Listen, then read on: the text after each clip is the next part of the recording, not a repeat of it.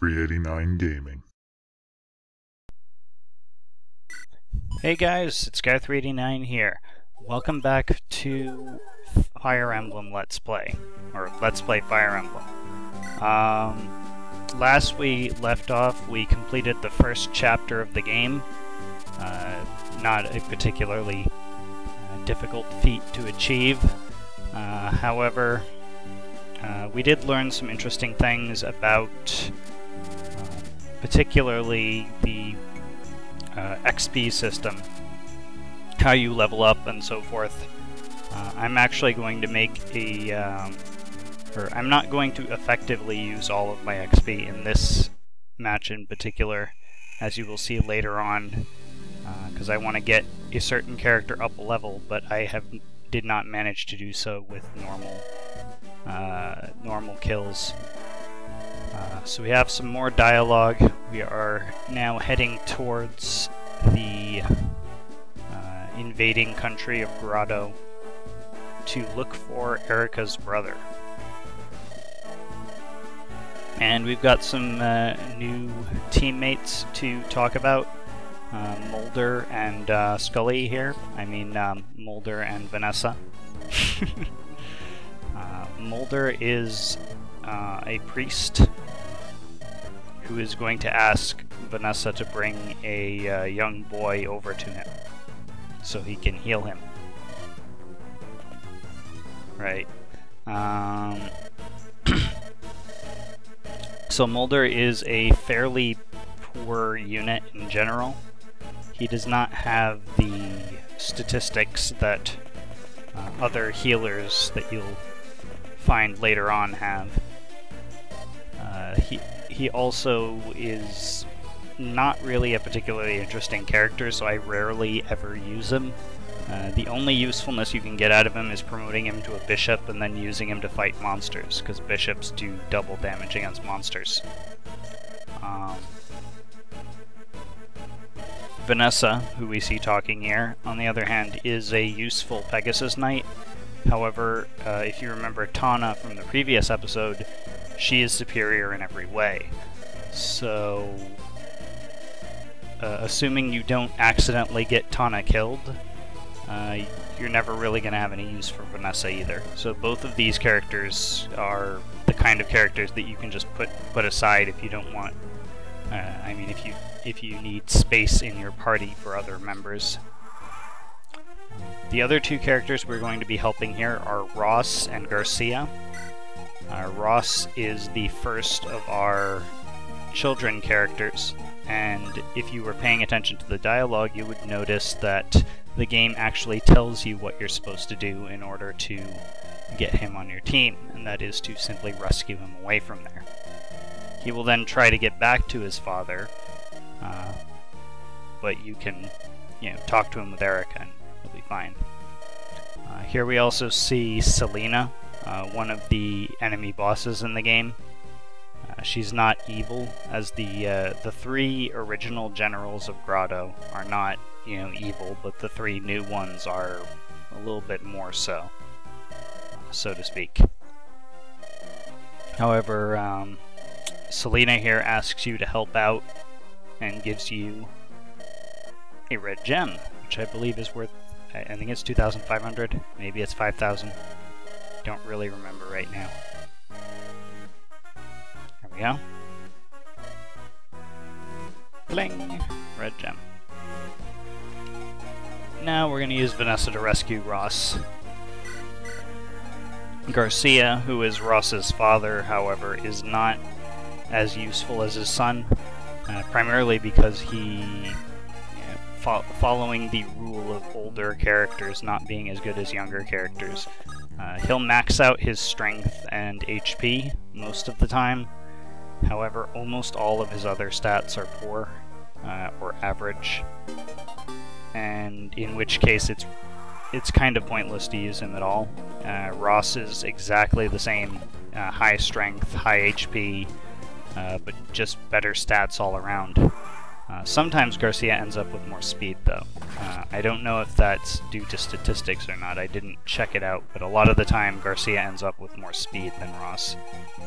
However, if you choose to use Garcia, he works really well as a warrior because, you know, with maxed out strength and a good bow, you can take down almost any flying unit with one shot. Just picking up some items here. The axe is for Ross, and one of the iron swords is for Seth, and the other is for Erika.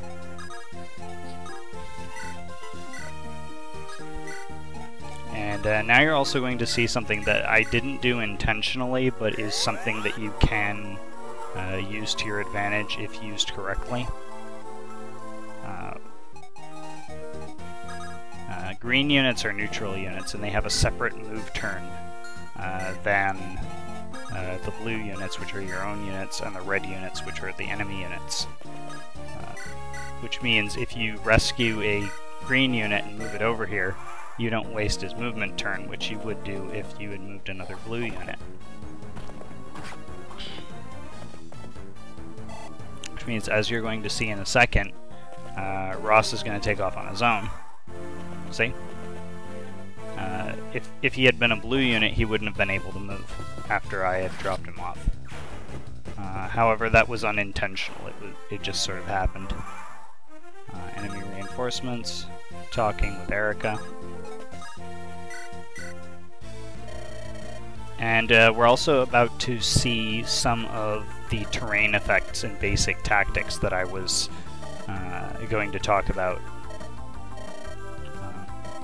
As you can see, I'm fighting against primarily axe users, and that means that swords are generally pretty good. You may have seen that I switched my my weapons over to swords on what's his name, Franz over there. Or Franz, or whatever you want to call him. Doesn't matter. I'm also going to take off with him because I want to get to that village. I'm not sure if the AI even actually attacks that village or not. I think they just ignore it, but I want to make sure that it does not get taken out. And here we have another classic example of an unsafe attack. As you can see, he could kill me in one round, and that's not a safe thing to do. Or it's not a safe attack for me. That's what I mean. So I have to finish him off with Gilliam, which once again is not safe because a lance user against an axe user has reduced accuracy. So as you can see, he had higher accuracy than Gilliam, which would be unusual if he had been, for instance, a sword user or a lance user, because Gilliam's skill is pretty decent. And this is pretty much just a waste of turn with Vanessa. I could have gone over to get Garcia earlier, but I had basically just forgotten about it. I wanted to have her as backup.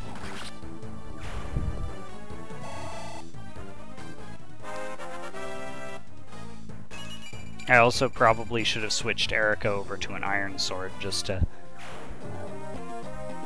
minimize the damage I do to them so that I could finish them off with Ross. As you can see here, another example of the evasion advantage. I have like no chance of hitting them while they're up in those mountains there because mountains give them a huge height advantage. So I move Erika over into the forest there to increase her defenses. And I don't notice that Ross is in range, but I do heal him up, so we're good. I could have moved him out of the way, but it really didn't matter. Not at this point anyways. I also switched Erika over to the steel sword because I didn't want to kill everyone on one hit, and I didn't know if the iron sword would do as much damage as the rapier or not. I think that normally they have the same attack stat, but in this game for some reason they don't.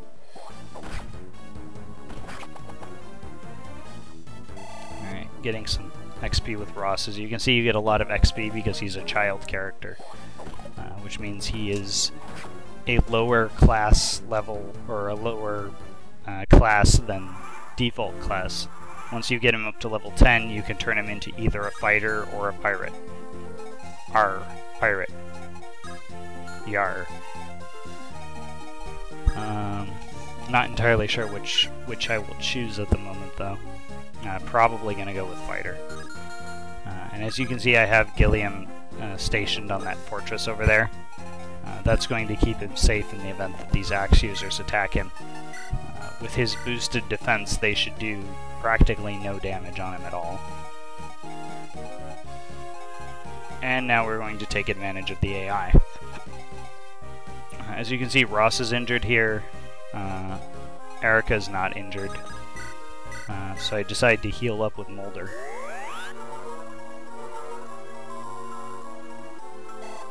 And I could take both of these, or I could take at least one of these guys out with Erika, but I decided not to. And instead go in for a damage attack so that I can finish him off with Ross. So that I can get the bonus XP with him. Because I want to get him up levels as quickly as possible, because the faster I can get him into being a fighter, the faster I can actually start taking advantage of his characteristics. Start leveling him up and stuff. Rescuing Garcia.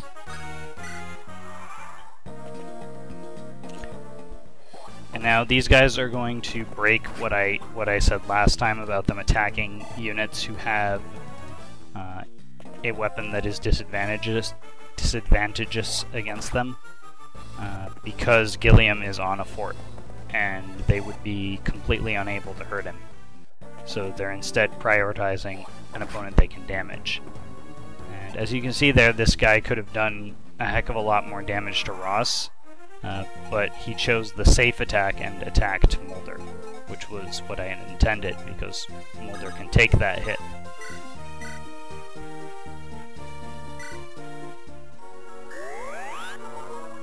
Ross could probably take the hit as well, but I didn't want to risk it. Especially not if I chose not to heal with Mulder and tried to get him to safety. That would have ended poorly.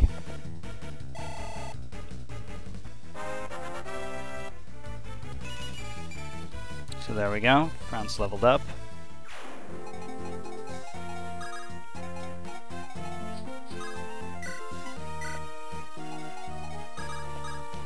And I was uncertain as to whether or not I wanted to attack that bandit or not. Jeez, my mouth is dry. It probably doesn't sound that way. It probably sounds like it's really wet, but it's actually, it's just really, really dry. I have a bit of a cough today.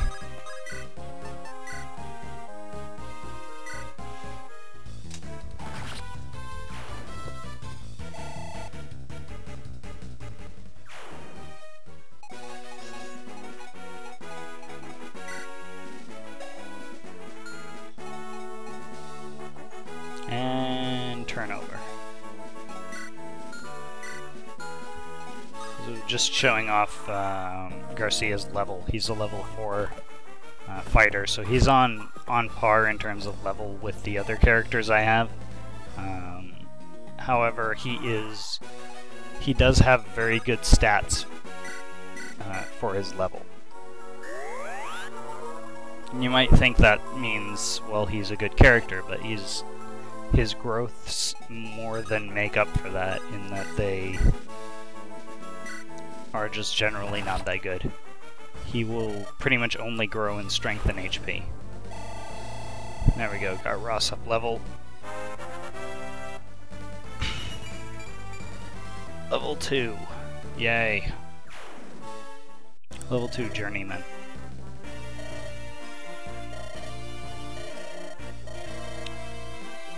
Alright, so that brings us to the end of Chapter 2. In the next episode, we will be going off to fight some bandits, and I will be showing you guys I'm going to be showing you guys another another feature, which is unique skills that are unique to certain classes. For instance, we're going to be having a what are they called again? Thief in the party, which means we will be able to unlock doors, open chests, and pilfer items from enemies. we'll also be getting our first archer, which will provide us with a meaningful ranged attack that you can have a look at. I've already shown you guys ranged attacks, but I can get into more detail on them since we're getting an archer. As you saw with Ross, I used the hatchet to attack enemies at range, and the enemies who have melee weapons can't hit me back.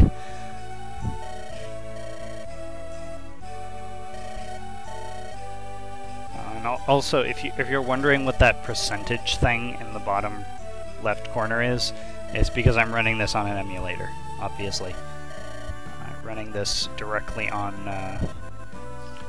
the Game Boy Advance would make it a little bit difficult for me to record, as I do not have a separate recording device of any sort.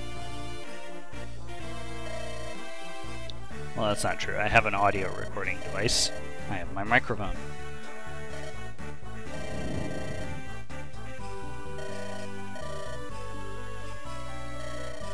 And all of this is basically just an excuse to get these guys in your party. It's nothing story related.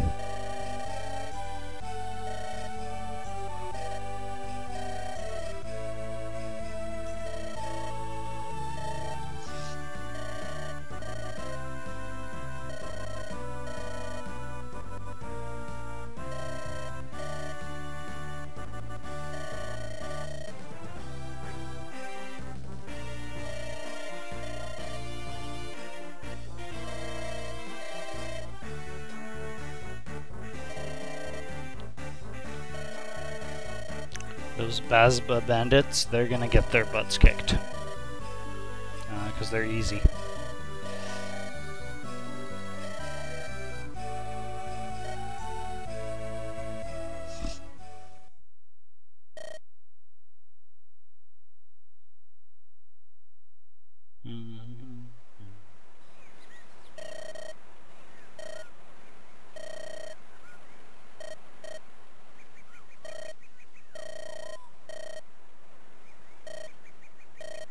Now we have a little conversation between Erika and Ephraim. We're going to actually get to play as Ephraim pretty soon. You get to fight as him and his little squad for a little while, which is nice. It's a good battle. Good for leveling Ephraim up to a level that is completely unreasonable for this stage of the game. We're also going to want to try and level up Erika as much as possible, because after the... actually, we're going to want to level up both of them, because I'm going to do 2 separate playthroughs, one with each of the Lord characters.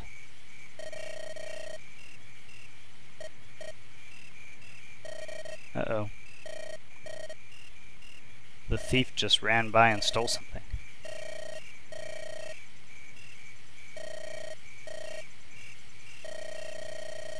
And the plot thickens. Why is the bracelet so important?